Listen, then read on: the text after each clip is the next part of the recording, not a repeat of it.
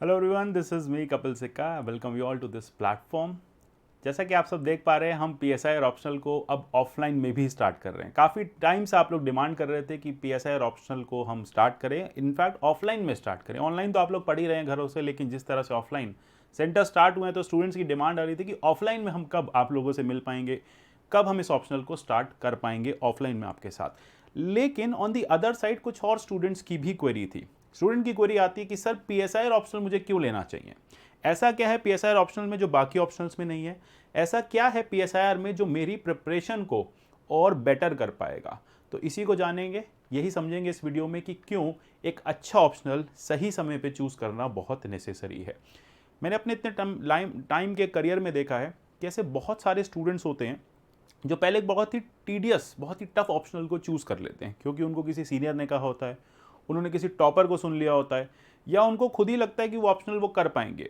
3-4 attempt देते हैं उस ऑप्शनल से, फिर रियलाइज़ होता है कि नहीं, इस ऑप्शनल से हमारा जो मेंस है वो बार बार रुक रहा है, हमारे मार्क्स जो है वो कम आ रहे हैं। तो फिर वो अल्टीमेटली डिसाइड करते हैं कि चलो हम ऑप्शनल चेंज करते हैं। तो ऐसे बहुत सारे स्टूडेंट्स हैं जो 3rd-4th अटेम्प्ट में आके ऑप्शनल चेंज करते हैं, क्योंकि पहले उन्होंने कुछ गलतियां की होती हैं, और फिर जब वो ऑप्शनल चेंज करते हैं फिर वो ड्यू डिलिजेंस के साथ एक नया ऑप्शनल चूज़ करते हैं, और कई स्टूडेंट्स उसके बाद मैंने देखे हैं वो एग्ज़ाम क्वालिफाई कर पाते हैं।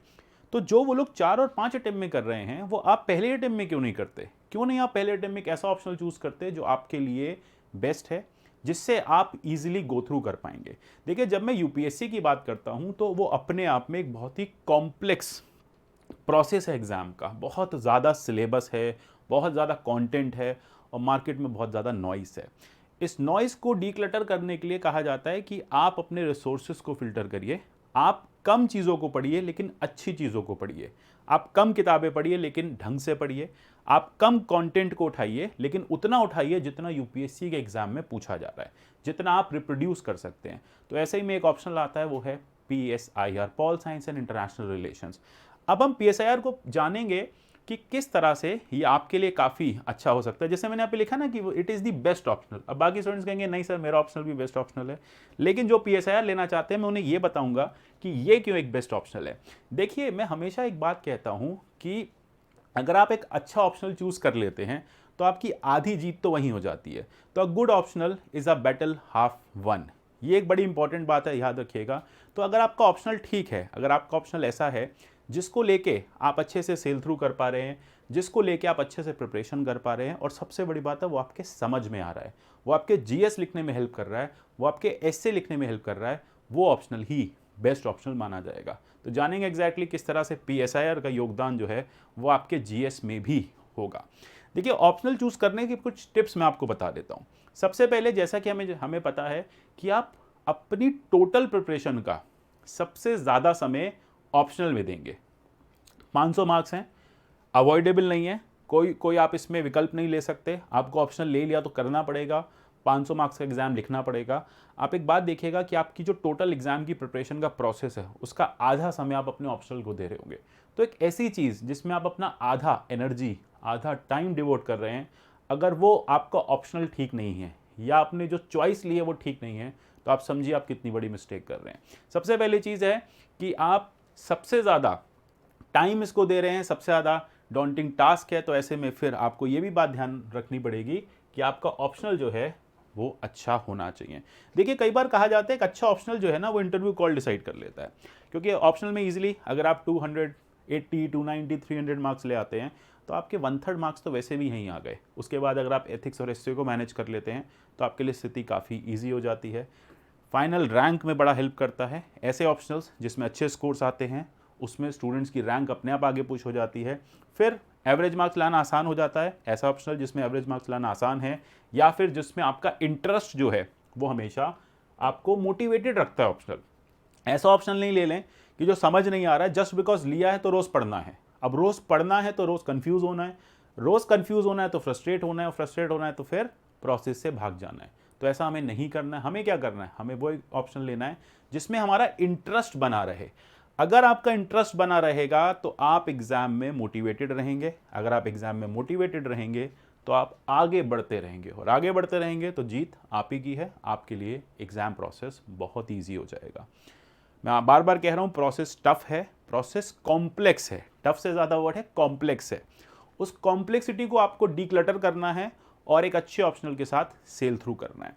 यूजुअली 4 इंग्रेडिएंट्स किसी भी ऑप्शनल के होते हैं। सबसे पहला ये है, चूज करने से पहले ये सोचिए कि आपका क्या उसमें एक बैकग्राउंड है, क्या आप उस ऑप्शनल को समझ पा रहे हैं। स्टूडेंट्स मैथ्स, बायोलॉजी, जोलॉजी ले लेते हैं जस्ट बिकॉज बीएससी में मैथ्स पढ़ा था, ठीक है। अब देखिए बीएससी में मैथ्स जो पढ़ा था और यूपीएससी जो मैथ्स पूछ रही है ऑप्शनल में, उसमें काफ़ी डिफरेंस है। तो बैकग्राउंड टेस्ट कीजिए अपना कि क्या मेरे बैकग्राउंड को ये ऑप्शनल चूज कर रहा है। दूसरी बात देखिए क्या मार्केट में उसको लेके कंटेंट है अच्छा, क्योंकि आप खुद से बहुत सारी बुक्स पढ़ें और फिर उसके नोट्स क्रिस्प डाउन करें, इतना समय अब नहीं है। मैं कह रहा हूँ जीएस में भी बहुत समय देना है। ऐसा नहीं हो कि आपको नोट्स मिल जाएं, अच्छे नोट्स मिल जाएं, पॉइंटर्स फॉर्म में मिल जाएं, रेडी टू राइट आंसर्स मिल जाएं, रेडी टू रिप्रोड्यूस कंटेंट मिल जाए, तो फिर कहा जाएगा कि आपकी जो सिचुएशन है एग्जाम की वो इजी हो गई। तो मैंने आपसे बार बार क्या कहा, प्रोसेस कॉम्प्लेक्स है, आपको डीक्लटर करना है। दूसरी बात है एक अच्छी कोचिंग मिल जाए। कई बार ऐसा होता है कि ऑप्शनल हम ले लेते हैं, हमें समझ ही नहीं आता, अब उसके लिए हमारे पास अच्छी कोचिंग नहीं होती, हम खुद से दिमाग मारते रहते हैं, खुद से प्रैक्टिस करते रहते हैं, लेकिन हम उस फीट को अचीव नहीं कर पाते जो यूपीएससी हमसे पूछ रहा होता है। देखिए यूपीएससी कभी आपको इस बात के एक्स्ट्रा मार्क्स नहीं देता कि आपने बहुत टफ ऑप्शनल चूज किया, तो चलिए आपको लेवरेज दे देते हैं, 20-30 मार्क्स इसलिए दे देते हैं क्योंकि आपने ऐसा ऑप्शनल चूज कर लिया जो किसी ने चूज नहीं किया था। ऐसा कुछ नहीं है। हर ऑप्शनल पे जैसा लिख के आओगे, जैसा कंटेंट दोगे, मार्क्स वैसे ही आएंगे, इररिस्पेक्टिव वो ऑप्शनल पॉल साइंस है या फिर मेडिकल साइंस है। अभी आप पे डिपेंड करेगा कि आप उस ऑप्शनल को कैसे प्रिपेयर कर रहे हैं। और सबसे बड़ी बात है, मैंने कहा ये एग्जाम है इंटरेस्ट का। अगर आपका इंटरेस्ट एग्जाम में बना रहेगा, आप आगे बढ़ते रहेंगे। इस एग्जाम में क्या, लाइफ में कहीं भी इंटरेस्ट बना रहेगा, बढ़ते रहेंगे। अगर इंटरेस्ट ही नहीं होगा तो आगे बढ़ोगे कैसे। तो इसके लिए एक इंटरेस्टिंग ऑप्शनल होना काफ़ी नेसेसरी है। इसी हिसाब से अगर आप आगे देखें तो इस ऑप्शनल को या फिर किसी भी ऑप्शनल को हमें किस तरह से प्रिपेयर करना चाहिए या किस तरह से रेफर करना चाहिए। आप ये कर सकते हैं ऑप्शनल चूज करने से पहले, जैसे मैंने आपको यहाँ 4 पॉइंट्स बताए। फर्दर आप ये कर सकते हैं कि प्रीवियस ईयर क्वेश्चंस उठा के देखिए। अगर आप जो भी ऑप्शनल चूज करना चाह रहे हैं, आप पॉल साइंस चूज करना चाह रहे हैं, आप उसके प्रीवियस ईयर के क्वेश्चंस उठा के देखिए, आप उसके मार्केट से नोट्स उठा के देखिए और बेसिक रीडिंग से स्टार्ट कीजिए। आपको समझ में आने लगेगा कि आपका जो ऑप्शनल है, जो आपने ऑप्शनल लिया है, वो आपके काम का है। अब क्योंकि हम बात कर रहे हैं पॉल साइंस की, तो यहाँ पे स्पेसिफिकली हम ये समझते हैं कि पॉल साइंस क्यों बेस्ट है। जैसा कि मैंने बताया कि बहुत सारे फैक्टर्स हैं पॉल साइंस के अच्छा होने के, बहुत सारे फैक्टर्स हैं पॉल साइंस को प्रेफरेबल होने के। देखिए सबसे बड़ा फैक्टर है लगभग 8.8 से 9% सक्सेस रेट। साइंसेस से कम है लेकिन बाकी ह्यूमैनिटीज से ज़्यादा है। मतलब जो बच्चे PSIR लेते हैं, जो एस्पिरेंट्स PSIR लेते हैं, वो लगभग टोटल जो स्टूडेंट्स बैठते हैं मेंस में उसके 9% लोग फाइनल सिलेक्ट होते हैं। बहुत है यूपीएससी में, अगर आप यूपीएससी की प्रीवियस ईयर की रिपोर्ट्स देखेंगे तो उससे पता चल जाएगा कि इसका सक्सेस रेट काफ़ी अच्छा है, एवरेज से भी ऊपर है। अब क्योंकि बात चल रही है पॉल साइंस की, तो पहले देखते हैं सिलेबस क्या है, हमें क्या सिलेबस समझ में आ रहा है। देखिए जैसा कि हर ऑप्शनल के साथ होता है, 2 पेपर होते हैं। 2 पेपर जो है वो 4 सेक्शंस में डिवाइडेड रहते हैं। अगर हम पेपर 1 सेक्शन ए की बात करें, जो कि सुमित सर पढ़ाएंगे, उसके केस में आपको मिलेंगे थ्योरीज ऑफ स्टेट। बहुत सिंपल थ्योरीज हैं, liberal theory, pluralist theory, Marxist theory, बहुत इंटरेस्टिंग है। फिर आता है जस्टिस, हर साल इस पे क्वेश्चन घूम फिर के आ जाता है। फिर आता है इक्वालिटी का कॉन्सेप्ट, फिर आता है राइट्स का कॉन्सेप्ट, फिर फाइनली आता है आपका डेमोक्रेसी का कॉन्सेप्ट, फिर आता है पावर का कॉन्सेप्ट, पॉलिटिकल आइडियोलॉजीज में लिबरलिज्म, मार्क्सिज्म, फाशिज्म, फेमिनिज्म। ये तो वैसे भी आपको पता होनी चाहिए। आप एग्जाम लिखने जा रहे हैं, आप गवर्नमेंट में सर्व करने जा रहे हैं, तो आपको ये प्रॉब्लम्स या फिर ये आइडियोलॉजीज वैसे भी पता होनी चाहिए। तो पॉल साइंस आपको ना वो एज दे देता है इन सब आइडियोलॉजीज के ऊपर। इसके अलावा अगर आप देखेंगे इंडियन पॉलिटिकल थॉट, तो बहुत इंटरेस्टिंग यहाँ पे थिंकर्स मिलेंगे आपको कौटिल्य पढ़ने को मिलेगा, काफ़ी इंटरेस्टिंग है। आपको धर्मशास्त्र पढ़ने को मिलेगा, बुद्धिस्ट आइडियोलॉजीज मिलेंगी, अरबिंदो घोष मिलेंगे, अंबेडकर मिलेंगे, गांधी मिलेंगे, MN रॉय मिलेंगे। तो काफ़ी इंपॉर्टेंट चीज़ें हैं, काफ़ी इंटरेस्टिंग है। और पता चलता रहता है ना कि हमारे जो थिंकर्स थे, हमारे जो समय के थ्योरिस्ट थे, उन्होंने कैसे कैसे एक देश की संरचना की, क्या क्या उन्होंने सोचा, क्या क्या उनकी आइडियोलॉजीज थी, किस तरह से वो हमारी कंट्री पे इम्प्लीमेंट हुई। और सबसे इंपॉर्टेंट आ जाता है आपका western political thought. Western political thought को लेके प्लेटो, मैकियावेली जैसी चीज़ें, एरिस्टोटल जैसी चीज़ें, ये तो वैसे भी ये थॉट आपको एथिक्स में भी हेल्प करता है। आपको एरिस्टोटल एथिक्स में लिखने को मिलेगा, आपको बेंथम एथिक्स में लिखने को मिलेगा। तो ये अल्टीमेटली एक ऐसा ऑप्शनल है जो काफ़ी ज़्यादा इनकम्पासिंग है, काफ़ी अच्छा इसका कंटेंट और काफ़ी इंटरेस्टिंग है। फिर आता है सेक्शन बी पेपर 1 का, ये कंप्लीट ओवरलैप है आपके पॉलिटी के साथ। अगर आपने पॉल साइंस में इसको पढ़ लिया, पीएसआईआर में इसको पढ़ लिया, तो आपको पॉलिटी में पढ़ने की ज़रूरत नहीं पड़ेगी, क्योंकि ये काफ़ी ज़्यादा मैक्रो व्यू आपको देता है, काफ़ी इंपॉर्टेंट चीज़ें आपको देता है पॉलिटी की, इंडियन गवर्नमेंट इन पॉलिटिक्स कैसे वर्क करती है, चाहे वो पर्सपेक्टिव्स हों, कैसे नेशनल मूवमेंट आगे बढ़ा, चाहे वो स्ट्रैटेजीज़ हों इंडिया के फ्रीडम स्ट्रगल की, चाहे वो India making of Indian constitution हो, कॉन्स्टिट्यूंट असेंबली हो, फंडामेंटल राइट्स हो, डीपीएसपी हो, काफ़ी इंपॉर्टेंट है, फेडरलिज्म हो, पॉलिटिकल पार्टीज हो, कास्ट सिस्टम हो। इंटरेस्टिंग लग रहा है ना सुन के, समझ में आ रहा है। सबसे बड़ी बात है, अच्छा हम देख पा रहे हैं कि हाँ ये सब चीज़ें तो पड़ी हुई हैं। अच्छा एग्जीक्यूटिव हमें पता है क्या है, लेजिस्लेचर हमें पता है क्या है, सुप्रीम कोर्ट हमें पता है क्या है, और सबसे बड़ी बात है ये वही सिलेबस है जो जीएस पेपर 2 में है, मतलब उससे ज़्यादा है। हाँ लिखने का तरीका अलग होगा, लिखने का तरीके में काफ़ी डिफरेंस आएगा, क्योंकि यहाँ पे हम स्कॉलर्स ऐड करेंगे। यहाँ पे हमें एक आंसर इस तरह से लिखना है कि एक पॉल साइंस का स्टूडेंट लिख रहा है, वहाँ हमें एक जनरलिस्ट पर्सपेक्टिव देना है, यहाँ हमें स्पेशलिस्ट देना है। तो आप ये समझो कि अगर आपने स्पेशलिस्ट पर्सपेक्टिव याद कर लिया तो जर्नलिस्ट तो आपके लिए बहुत आसान हो जाएगा, और आसान ही नहीं होगा, औरों से बेटर होगा। आपने स्पेशलिस्ट पर्सपेक्टिव याद किया, यूपीएससी ने आपसे जर्नलिस्ट पूछा जीएस पेपर 2 में, आप इतना अच्छा जर्नलिस्ट व्यू दे के आओगे जो बाकी स्टूडेंट्स या बाकी ऑप्शनल वाले उस तरह से नहीं दे पा रहे होंगे। फिर statutory bodies, Panchayati Raj system, then उसके बाद फेडरलिज्म, ये सब इंपॉर्टेंट पॉइंट्स है, प्लानिंग कमीशन, देन उसके बाद religion, caste, party system, social movements, काफ़ी इंपॉर्टेंट चीज़ें हैं। ये तो हो गया पेपर 1, प्राइमा फेसी ईजी लगा। पेपर 2 और इंटरेस्टिंग है, international relations and international politics, बहुत इंटरेस्टिंग है। इंटरनेशनल रिलेशन वैसे भी डेली करंट अफेयर्स में करते हैं, वैसे भी रोज़ के न्यूज़पेपर का पार्ट है। आप ये सोचिए अगर उसको आप एज अ स्पेशलिस्ट करेंगे तो कितने अच्छे आंसर्स आप पेपर 2 जीएस में भी लिख पाएंगे। कंपैरेटिव पॉलिटिक्स, ये सारी चीज़ें थ्योरेटिकल हो जाएंगी। मैं आपसे बात करता हूँ कुछ करंट की। ग्लोबलाइजेशन एस्से आता है पूरा, ये टॉपिक ऐसा है जो एस्से में काम आएगा। फिर इंटरनेशनल रिलेशन में national interest, balance of power, ये ऐसे कॉन्सेप्ट्स हैं जो आपको रोज़ एडिटोरियल समझने में हेल्प करेंगे। इतने बड़े बड़े एडिटोरियल आते हैं, आधी बातें समझ नहीं आती, आधी बातें सिर के ऊपर से निकल जाती हैं। क्यों? क्योंकि वो जो टर्म्स यूज़ करते हैं ना, वो हमने पढ़ी नहीं है, वो अब हम पढ़ेंगे पॉल साइंस में, और फिर उसके अकॉर्डिंग हम एडिटोरियल समझने की भी कोशिश करेंगे। तो आप ये समझ रहे हैं कि अगर आपने पीएसआईआर लिया तो आपको क्या क्या बेनिफिट्स हैं। नैम जैसी चीज़ें, इंटरनेशनल रिलेशंस जैसी चीज़ें, India and the world, United Nations, ये सारी चीज़ें आपके लिए बहुत आसान हो जाएगी। चाहे वो इंडिया की फॉरेन पॉलिसी हो, साउथ एशिया हो, चाइना हो, बांग्लादेश हो, पाकिस्तान हो, यूएसए हो, यूरोप हो, रशिया हो, ये सब आपके लिए काफ़ी इंपॉर्टेंट है और काफ़ी इंटरेस्टिंग है। सबसे बड़ा तो इंटरेस्टिंग है। देखिए क्या होता है ना, जब आप एक अपने ऑप्शनल को डे टू डे लाइफ से लिंक कर पाते हैं, आपको वहाँ भी बेनिफिट मिलता है।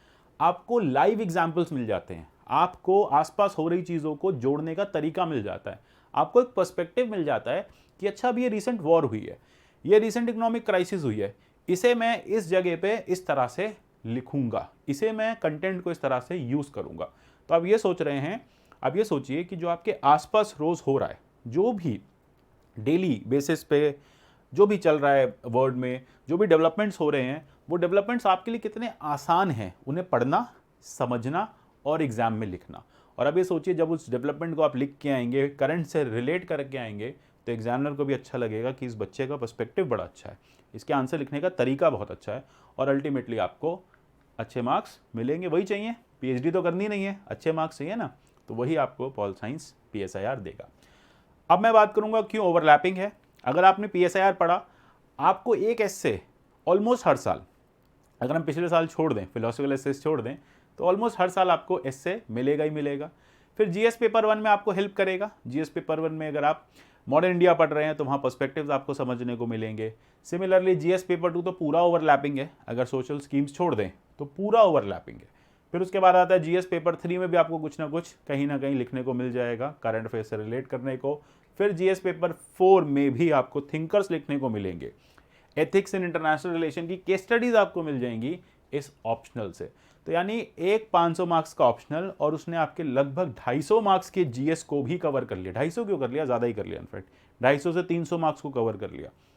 तो 500 मार्क्स का ऑप्शनल लेने से 300 मार्क्स खुद से कवर हो रहे हैं, और ऐसा कहाँ मिलेगा।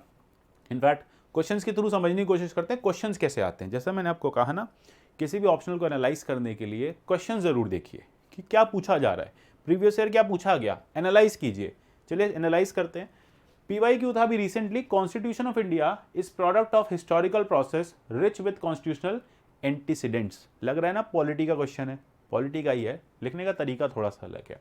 Similarly constitution makers of faced the great task of forging a common national identity and face of unparalleled social cultural diversity comment। Again बहुत सिंपल है, जीएस पेपर 2 का है, मतलब जीएस पेपर 2 जैसा है। फिर मार्क्सिस्ट पर्सपेक्टिव की बात कीजिए नेशनल मूवमेंट में। फिर सिग्निफिकेंस बताइए फर्स्ट कॉन्स्टिट्यूशनल अमेंडमेंट की, ये तो वैसे भी पॉलिटी में पढ़ना है। 1951 का फर्स्ट कॉन्स्टिट्यूशनल अमेंडमेंट क्या क्या चेंजेस लाया था, ऐसी क्या चीज़ें कॉन्स्टिट्यूंट असेंबली से छूट गई थी जो बाद में ऐड करनी पड़ी, ठीक है। तो ये सारी बातें हम पढ़ते हैं और जीएस में लिखते भी हैं। तो पर्सपेक्टिव वही है, तरीका वही है। Then examine evolution of jurisdiction of supreme court. Bharat में सुप्रीम कोर्ट का जुरिडिक्शन का इवोल्यूशन कैसे हुआ, सिंपल है। जब पॉलिटी में पढ़ोगे, यहाँ पढ़ोगे तो पॉलिटी में लिख पाओगे और अल्टीमेटली कवरेज हो जाएगा। Caste and politics, caste as a social category, political category, किस तरह से कास्ट से डेमोक्रेटिक पॉलिटिक्स जो है वो ऑपरेट होती है, सिंपल है। Political parties, role of caste system, अलग अलग स्कॉलर्स का व्यू क्या कहते हैं, किस तरह से एसेंशियल फैक्टर है कास्ट पॉलिटिक्स में और किस तरह से नॉन एसेंशियल फैक्टर बन जाता है। देन उसके बाद 73rd 74th अमेंडमेंट की बात हो रही है, किस तरह से पंचायती राज और अर्बन लोकल बॉडीज ने वुमेन एम्पावरमेंट को बढ़ाया है। क्वेश्चन समझ में आ रहे हैं, मतलब हम समझ पा रहे हैं, हम लिंक कर पा रहे हैं कि अरे ये तो सब चीज़ें पढ़ी पढ़ी लग रही हैं, कुछ नया लगा अभी तक, ऐसा कोई रॉकेट साइंस दिखा नहीं था ना। बहुत सिंपल है ऑप्शनल, मैं बार बार कह रहा हूँ ऑप्शनल बहुत अच्छा है। ऑप्शनल को बस पढ़ने का सही तरीका मिल जाए तो इसमें मार्क्स लाने बहुत आसान हो जाते हैं। फिर रिलीजन का रोल बताओ, तो वैसे ही हम सेकुलरिज्म के केस में पढ़ते हैं। अच्छा इलेक्टोरल पॉलिटिक्स में बताओ, कंटेम्प्रेरी टाइम्स में बताओ। यूजुअली 2014 के बाद से 14 के बाद से जो चेंजिंग रोल ऑफ रिलीजन आया पॉलिटिक्स में, उसी पे चर्चा करेंगे। Negative positive concepts of liberty बताओ। अच्छा इससे तो प्रीलिम्स का क्वेश्चन भी निकल जाएगा। प्रीलिम्स में क्वेश्चन पूछा गया था लिबर्टी का मतलब क्या होता है। अब वो अगर आपने ये पढ़ा होता ना पॉल साइंस में, जो बच्चे पॉल साइंस ऑप्शनल वाले थे वो सब ऐसे प्रीलिम्स के क्वेश्चन भी सही टिक करके आ रहे हैं। क्योंकि अगर आप प्रीलिम्स के क्वेश्चंस देखेंगे ना, पॉलिटी के स्पेसिफिकली थ्योरेटिकल आ रहे हैं, थोड़ा सा उसमें थ्योरी और कॉन्सेप्ट्स को मिला के पूछा जा रहा है, और वो सब कहाँ से कवर हो रहे हैं, वो इस ऑप्शनल से ऑटोमेटिकली कवर हो रहे हैं। Then significance of Chipko movement, CAG के बारे में पूछा होगा, बताओ। अभी लग रहा है कहीं से ऑप्शनल का पेपर है, आप कोई और ऑप्शनल का पेपर उठा के देखो, आपको पता चलेगा कि अच्छा ऐसी ऐसी टर्मिनोलॉजीज हैं। पहले तो टर्मिनोलॉजी समझे, कॉन्सेप्ट समझे, फिर जाके कंटेंट जोड़ें, फिर आंसर लिखें। यहाँ पे सब कुछ क्लियर है, क्रिस्टल क्लियर है। कंटेंट हम आपको देंगे, कंटेंट अवेलेबल है, आपको बस लिख के आना है। हम क्लास में पढ़ाएंगे, आप बस लिख के आ जाना। इस तरह से दोनों की जुगलबंदी से काम हो जाएगा। देन बेसिक स्ट्रक्चर डॉक्ट्राइन, कुछ नया पढ़ोगे इसको पॉलिटी में, यहाँ पढ़ लेना, पॉलिटी में पढ़ने की जरूरत नहीं पड़ेगी। मैं बार बार कह रहा हूँ पॉल साइंस पढ़ लेना, इंटरनेशनल रिलेशंस पढ़ लेना, जीएस पेपर 2 की टेंशन ही खत्म हो जाएगी। बस एक स्कीम्स वाला पार्ट जो है, सोशल जस्टिस वाला पार्ट जो है, जीएस के लिए अलग से करना पड़ेगा। तो ये 500 नंबर का ऑप्शनल, 250 नंबर का तो जीएस पेपर 2 सीधे सीधे आपको हेल्प कर देता है। उसके बाद इधर उधर भी अगर आप ऐसे भी जोड़ दें, बाकी चीज़ें भी जोड़ दें, तो आपके लगभग अगेन 300 350 मार्क्स कहीं नहीं गए। पीएमओ के ऑफिस की बात की गई है, क्यों इतना पावरफुल हो रहा है, किस तरह सेंट्रलाइजेशन ऑफ पावर्स हो रही हैं, ठीक है, कैबिनेट किस तरह से एक पीएमओ तक समाता जा रहा है, तो इसकी बातें है ना, बहुत करंट रिलेटेड चीज़ें हैं, बहुत करंट से आया है, करंट से इसका जवाब दे पाएंगे। डीपीएसपी के बारे में पूछा है, क्यों इंपॉर्टेंट है ग्लोबलाइजेशन में, क्यों इंपॉर्टेंट है लिबरलाइजेशन की इरा में। एक तरफ प्राइवेटाइजेशन हो रहा है, दूसरी तरफ सरकार को वेलफेयर करना है लोगों का, तो बताओ क्यों होना चाहिए, क्यों डीपीएसपी इंपॉर्टेंट है ऐसे समय में, ठीक है ना। देन उसके बाद कौटिल्य की एलिमेंट ऑफ स्टेट पूछ लें, बताओ कौटिल्य का स्टेट एलिमेंट्स क्या क्या कहते हैं ना। फिर उसके बाद चलिए आईआर की तरफ चलते हैं। अब बताओ ये जीएस2 में भी क्वेश्चन आ जाएगा, है ना। बस यहाँ पे आपको थोड़ा एक्स्ट्रा गार्निशिंग, स्कॉलर्स, उनके व्यू पॉइंट्स एक्स्ट्रा देने हैं। तो मैं बार बार कह रहा हूँ कि अगर ये स्पेशलिस्ट व्यू तैयार कर लिया तो जीएस का जर्नलिस्ट व्यू तो ऐसे ही निकल जाएगा, उसके लिए मेहनत ही नहीं करनी है। फिर कॉन्स्टिट्यूएंट्स क्या है स्टेट के, ठीक है, क्या क्या स्टेट के कॉन्स्टिट्यूएंट्स हैं जो फॉरेन पॉलिसी को इन्फ्लुएंस करते हैं। सिंपल सी बात है, ये तो वैसे भी आपसे मैं पूछूं कि बताओ भारत की फॉरेन पॉलिसी में किस किस का रोल होगा, आप बोलोगे सर नेबर्स का बहुत बड़ा रोल होगा, क्योंकि दोनों नेबर्स हमारे हॉस्टाइल हैं, चाइना भी हॉस्टाइल है, पाकिस्तान भी हॉस्टाइल है। फिर इंडिया की इकोनॉमिक नीड्स का भी रोल होगा, इंडिया के इंटरनेशनलिस्ट होने का भी रोल होगा। कितना सिंपल है ना। तो इस तरह से बस उसमें हम क्या करेंगे, इतना कंटेंट आप समझ लोगे, हम क्लासरूम में स्कॉलर्स ऐड करा देंगे, इंपॉर्टेंट पॉइंट्स ऐड करा देंगे, आपको कंटेंट दे देंगे और आपकी आंसर राइटिंग प्रैक्टिस करा देंगे। हो गया, बस यही करना है आपको। देन उसके बाद आसियान किस तरह से एक रीजनल ऑर्गेनाइजेशन है, बिल्कुल है। सक्सेस के बताओ, अब यहाँ पे हो सकता है कल एक क्वेश्चन आ जाए सार्क और आसियान के बीच में बता दो कि आसियान हिट हो गया, सार्क फेल हो गया, रीजंस बता दो, कंपेयर एनालाइज कर दो। तो बहुत सिंपल। अच्छा, ये जीएस में आ जाएगा तो वहाँ भी लिख पाओगे। तो स्थिति बहुत आसान है, ऑप्शनल बहुत ईजी है, मैनेजेबल है और सबसे बड़ी बात है स्कोरिंग है। ठीक है, जैसा मैंने कहा स्कोर अच्छा आता है, हम भी यहाँ कोशिश कर रहे हैं 300 प्लस मार्क्स आप लोगों के आए, है ना। स्ट्रैटेजीज हम डिस्कस करेंगे आपके साथ, कंटेंट हम आपको देंगे, लिखने का तरीका हम सिखाएंगे। लिखना आपको है, क्लास में आना है, लिखना है, क्लास अटेंड करनी है, हमसे डाउट्स पूछने हैं, ये सारी चीज़ें हमारी तरफ से हैं। अब बहुत सारे स्टूडेंट्स के मन में डाउट आ रहा होगा, सर मैं नहीं आ सकता, मुझे बुक लिस्ट बता दो। देखो अब बुक लिस्ट बहुत सारी है, मैं आपको अगर बुक लिस्ट बता दूँ तो फिर मतलब बहुत बुक लिस्ट है, क्या करोगे सब पढ़ के, देख लो। इससे अच्छा है क्लासरूम का प्रोग्राम, पॉलिटिकल थ्योरी के लिए एक बुक है, फिर उसके बाद ग्लोबल पॉलिटिक्स के लिए हेवुड है, थ्योरी के लिए भी हेवुड है, फिर पॉलिटिकल थ्योरी के लिए भार्गव भी मिलती है, फिर पॉलिटिकल थॉट के लिए मुखर्जी भी है, रामास्वामी भी है, foundations of Indian political thought के लिए वीआर मेहता, इसके लिए अलग किताब पढ़ो, फिर इन कॉन्स्टिट्यूशन के लिए डीडी बसु है, अपने आप में बहुत बड़ी बुक है, फिर फॉरेन पॉलिसी किताबें हमेशा पुरानी हो जाती हैं, राजीव सीकरी है पुरानी है, डेविड मलोन की किताब है पुरानी हो जाती है, न्यूज़पेपर्स इंपॉर्टेंट हो जाते हैं, न्यूज़पेपर से स्कॉलर्स इंपॉर्टेंट हो जाते हैं, सी राजा मोहन जैसे जो पर्सपेक्टिव आ जाते हैं आईआर में इंपॉर्टेंट हो जाते हैं, प्रताप भानु मेहता आपको पॉलिटी में काम आ जा मतलब आईजीपी में काम आ जाते हैं। तो काफ़ी इंपॉर्टेंट चीज़ें हैं, पढ़नी पड़ेंगी। अब सोचो इतना सारा पढ़ना है, खुद से कैसे मैनेज करोगे, नहीं कर पाओगे ना। तो ये सारी चीज़ें तो हैं, इग्नू का मटेरियल इसके बाद है। तो फिर इसी के लिए हम क्या कर रहे हैं, देखिए अब मैं आपको अपना प्लान बताता हूँ। हमने क्या सोचा है कि टारगेट 300 प्लस बैच बनाएंगे, है ना। ये बैच 12 सितंबर से स्टार्ट हो रहा है। इस बैच में हम ऑफलाइन में मिनिमम मतलब एज एन हमारे स्टूडेंट्स की कैपेसिटी हमने बहुत सिंपल रखी है कि हम एक बैच में 50 से ज़्यादा स्टूडेंट्स नहीं लेंगे, जिससे कि हम इंडिविजुअल फोकस कर पाएँ और उनको इंडिविजुअली चीज़ें बता पाएँ, है ना। मतलब वो कुछ सीखें हमारे साथ रह के, एटलीस्ट वो आगे जाके कुछ बने। तो इसलिए सबसे बड़ी बात है 300 प्लस मार्क्स का हमारा फोकस होगा। सुमित सर है, साथ में टीम है, टीम में मैं हूँ, टीम में आपके झा सर हैं।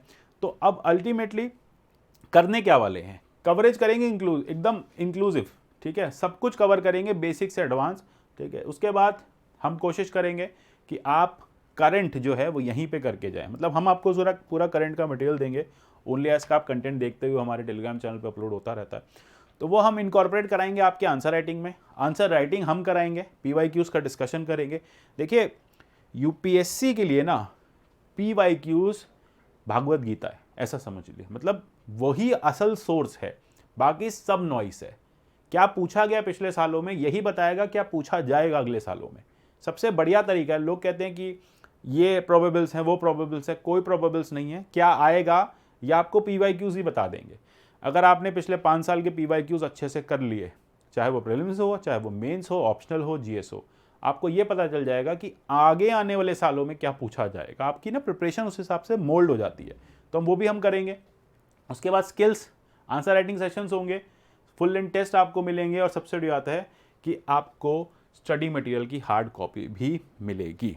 अब बैच कब से स्टार्ट हो रहा है, कब पहुंचना है आपको पहुंचना है 12 सितंबर को 1:30 बजे से बैच स्टार्ट होगा, ठीक है। आप आइए क्लास में, एक क्लास अटेंड कीजिए, क्लास एंजॉय कीजिए, समझिए एग्जैक्टली, हमसे मिलिए और फिर आगे का डिसीजन जो है वो मिल के फाइनल करेंगे कि किस तरह से आप इस ऑप्शनल को पढ़ सकते हैं और किस तरह से अपनी स्ट्रैटेजी को फर्दर एडवांस कर सकते हैं। अगर आप आ नहीं पा रहे हैं तो ऑनलाइन तो अवेलेबल है ही, आप ऑनलाइन वेबसाइट पर जा सकते हैं, डिटेल्स चेक कर सकते हैं और वहाँ से बैच को ज्वाइन कर सकते हैं। आशा करता हूँ सारे डाउट्स ऑप्शनल के क्लियर हो गए होंगे। तो मिलेंगे क्लासरूम में, तब तक के लिए goodbye, take care and God bless you all.